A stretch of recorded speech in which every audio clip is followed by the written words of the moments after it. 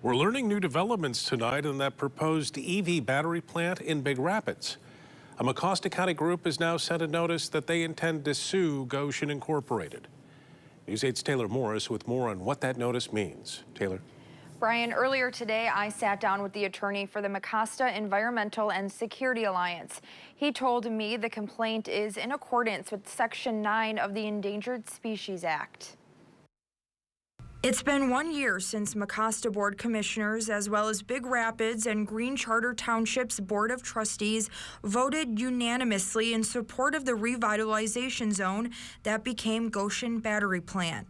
For the past 12 months, thousands of people living in the area have protested against the project, including the Mecosta Environmental and Security Alliance, who recently served Gotion with notice of intent to sue. We have in the letter brought an Endangered Species Act claim, technically called a Section 9 claim, which allows citizen suits against the government or private parties for anyone who, quote, takes an endangered species.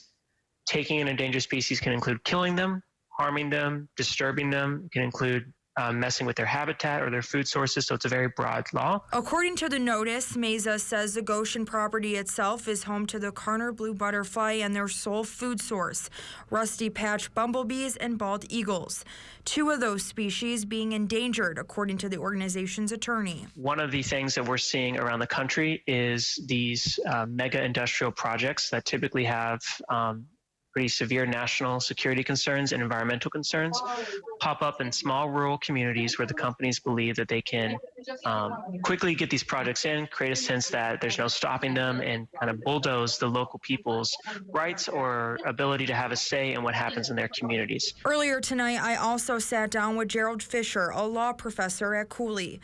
He explained to me how these cases are common. However, getting solid evidence like pictures of the species or witnesses is key, something Mesa says they are feeling confident about. The first question that the party receiving this notice will say is, okay, we recognize that these species are maybe endangered or otherwise protected, and that that you are making a claim about that. On the other hand, they're going to say, you haven't sent us any evidence. According to Mesa's attorney, he says Gotion then has ultimately two options. If they appropriately recognize they're going to violate federal law by killing these endangered species or otherwise harming them, at that point, I would say their options would be to sell the property or to somehow work with Fish and Wildlife Services. Gotion has 58 days from today to respond to the letter. If they don't, a lawsuit will be filed. Brian?